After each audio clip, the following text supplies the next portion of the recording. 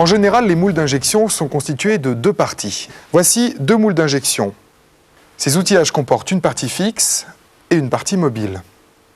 Elles sont séparées par un plan de joint. Les moules sont constitués de plaques et d'empreintes usinées dans des blocs d'acier. Ils comportent également des éléments standards, colonnes, doigts, éjecteurs, buses, vis de fixation, etc. Je vous propose, grâce à l'image de synthèse, de reconstituer un moule et de visualiser les différents éléments qui le composent.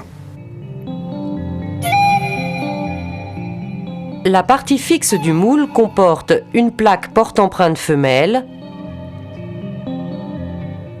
4 colonnes de guidage, une plaque semelle, une buse d'injection et une bague de centrage. La partie mobile du moule comporte une plaque porte-empreinte mâle, des bagues de guidage des colonnes, des tasseaux, une batterie d'éjection composée de 2 plaques et d'éjecteurs cylindriques, et enfin une plaque semelle.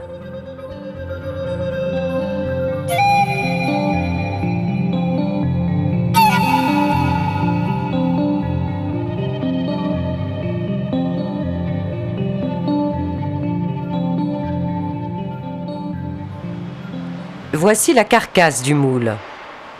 La bague de centrage et la buse, la partie fixe, la partie mobile, le plan de joint et les empreintes,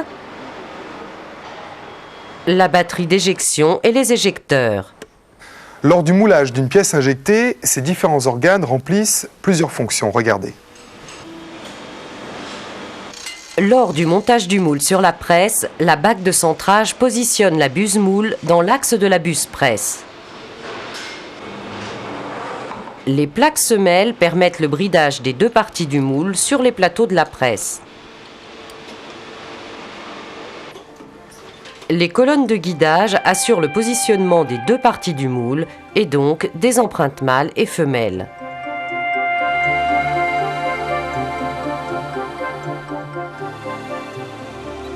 La buse moule assure la fonction alimentation de l'empreinte du moule.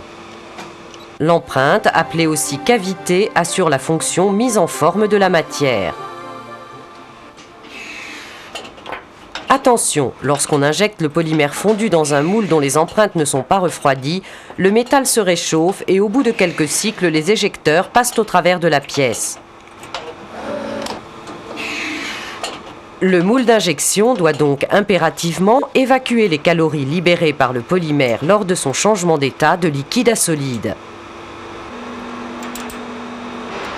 La fonction refroidissement des empreintes du moule permet donc la solidification du polymère dans l'empreinte du moule.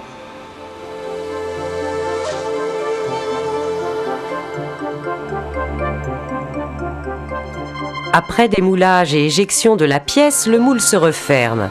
Attention, lors de la fermeture du moule, les éjecteurs de faible diamètre risquent de marquer l'empreinte ou de se détériorer. La batterie d'éjection est donc équipée de rappels de batterie qui ramènent les éjecteurs en position moulage.